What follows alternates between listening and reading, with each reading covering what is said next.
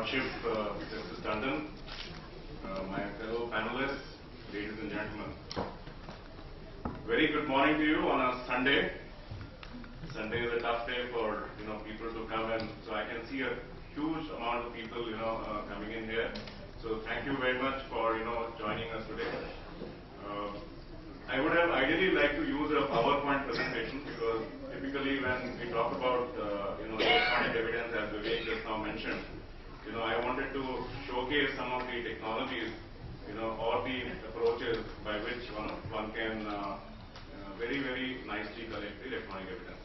However, I'll now have to talk without that graphics. So please bear with me. Essentially, if you look at it, electronic evidence can come from any device which has a capability to store and transmit. So in common life, all around us, like a human being, we are surrounded by many things. One of the things is we are surrounded by gizmos, like PCs, laptops, mobile phones, PDAs. All these devices can store information, and some of them also have a capability to transmit.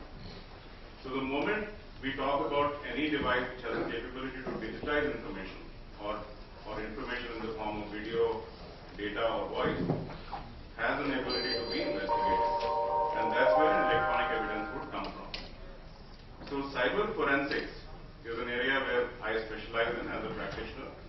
And 3 years back I founded a company which was primarily into finding out how to collect the electronic evidence and then use it for to be presented in the court of law. So today, this science has evolved. Of course, in the Western world, this has been going on for a fairly long time. But in India, we have seen, now a lot of evidences which are coming in, which are, admissible in the court of law. So first and foremost, if you look at it, we have two major devices going around. One is computers. Second is our mobile phone. We have 700 million mobile phones in the country. And out of that, about 30% are capable to store data. Now, data in the form of video, voice, and information. So, how does one deal with such large amount of devices which are there, which could actually transmit and store information? So, first and foremost, it is important to maintain the chain of custody. Like in any other crime, the crime site has to be very well protected to ensure that the chain of custody is maintained. Now, by chain of custody, what I mean in the electronic world is that one has to find a unique value or a unique signature within a digital artifact, which then can be produced. So if you make 10 copies of that, the hash value, or what we call MD5 and SHA-256 values, so that will remain constant. So I can make 10 copies and produce it in the court of law, and all of them would look exactly the same. So there are two words here. One is the physical world, and the second one is the virtual world. The physical world means if I am able to acquire an evidence from a physically available device, which is like a laptop, computer, or any other electronic device, then acquisition from that while maintaining the chain of custody becomes very important. But in most cases, electronic crimes are happening, from remote places. They are happening from 10,000 miles away. What we have recently seen, as many attacks which have happened both on the country's infrastructure as well as in the business and economy infrastructure, all of them have been happening from, places like Nigeria, places like Russia, places like China. Now, there is another issue which, I'll park it here for some time, which is jurisdiction or multi-jurisdiction issue, which of course, the judiciary need to, or the country needs to, really look at how to address that. But it is important today that one should be able to collect evidence from that. One of the other trends which is happening, which is again an alarming trend, is that the technology is moving towards something known as cloud. And today we see, Google. Google is already on the cloud in the sense that we have Google apps, which is called the Google Word, Google Excel, Google PowerPoint. All that are available on a data center, which is managed and maintained by Google. So today, I don't need a hard disk in my laptop. I can use a thin computer to access a cloud application. I can do my word processing from Google servers by just having an email ID, which is email ID. Now, when we talk about cloud, then the challenge for forensic becomes more pronounced in the sense that their issues are multi-tenancy. I mean, there are millions of people who are accessing the same infrastructure. Second is, all these are sitting on virtual servers, which means there is no need for one, server box to service a particular customer. So there are multiple virtual servers which are able to, cater to the millions of customers. Of course, multi-jurisdiction, which I discussed already. And then, how does one manage that the deletion of data does not happen in the virtual world, which has not been able to be acquired to maintain a chain of custody? So the virtual and physical world both have different challenges. Now, we've had experience of actually deploying some of these state-of-the-art labs for Vivek just mentioned CBI. CBI, we have been able to put up in the academy a lab which will be able to deal with various types of digital artifacts, including Delhi police or many forensic science laboratories in the country. We additionally also offer services where people can come to our lab in Delhi and then can get a digital evidence investigated. Although we have recommended to His Lordship that if evidences which are analyzed and reported by the private agencies like us can also be taken as an expert opinion during a testimony support. So maybe some amendments need to be done in the IT Act or some more additional things to happen there. Now let's look at some of the trends which are happening. As I mentioned, cloud and virtual forensic. These are the two main areas where challenges for the forensic community is going to come in. We are today using email, chat, instant messenger, social networks. All these are kind of virtual forensic. It's not really happening in a one-to-one communication. You are talking to multiple people in peer groups, in your subordinate groups, in your near groups, and all that is happening using the internet as a medium. So challenges on the virtual forensics would be to decode and reconstruct some of the information which is coming. Today an email comes to us, but it is coming into packets, and these packets need to be analyzed.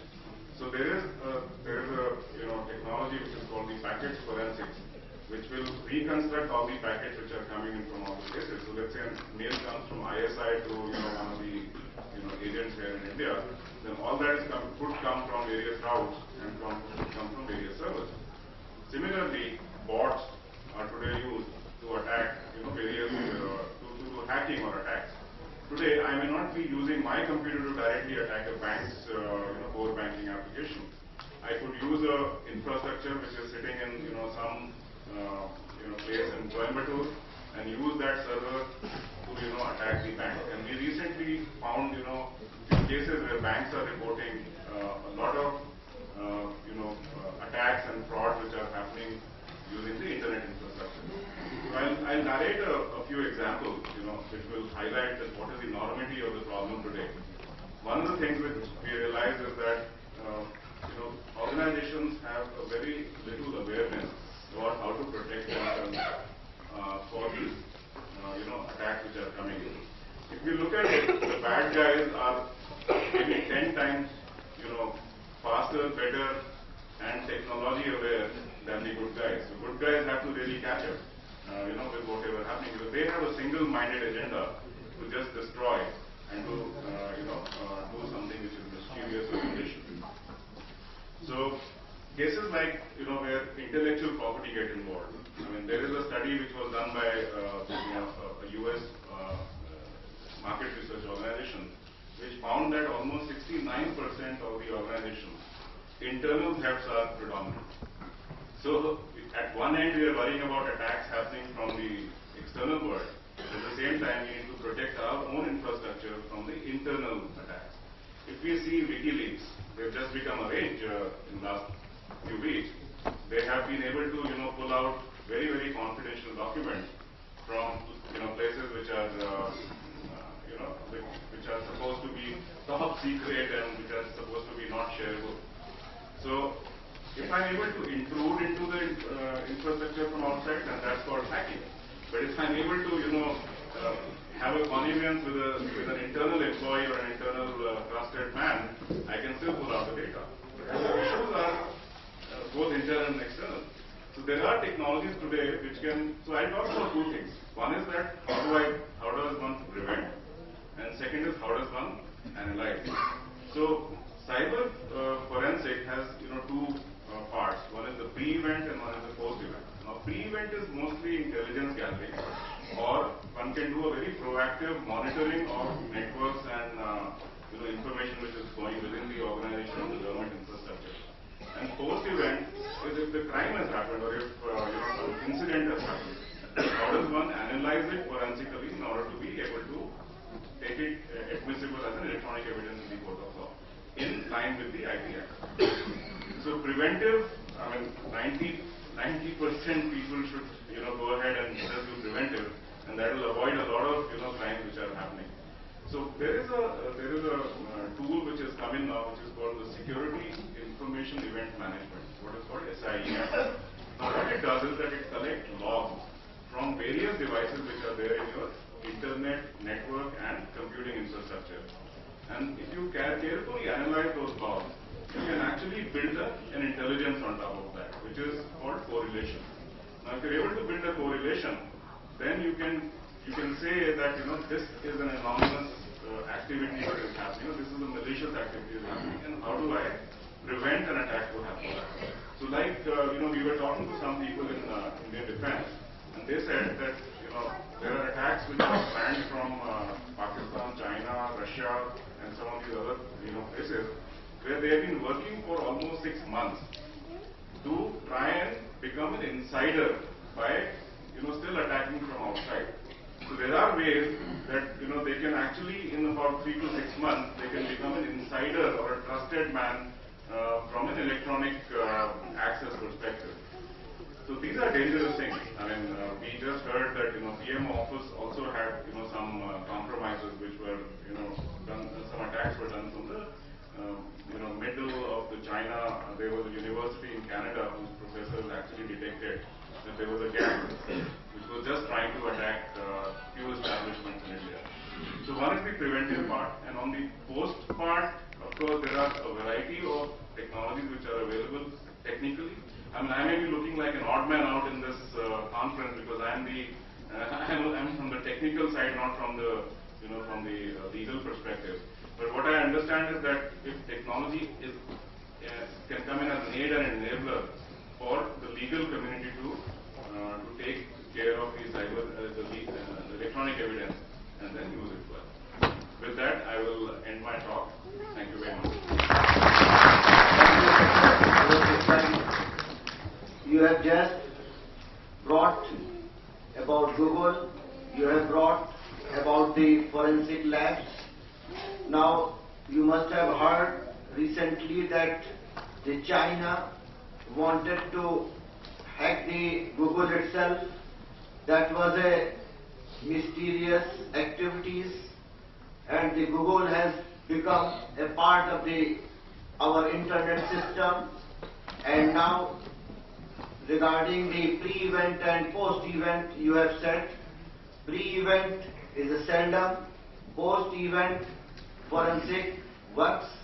Pre-event, Varanasi, that attack has taken place, nobody knows what is happening, and after the attack had taken place, then everybody, that is the post-forensic work, has started. Now I'll request that is the forensic should also be made a part of the nationalization.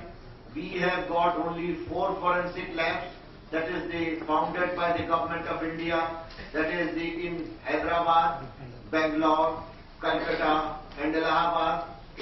But we have got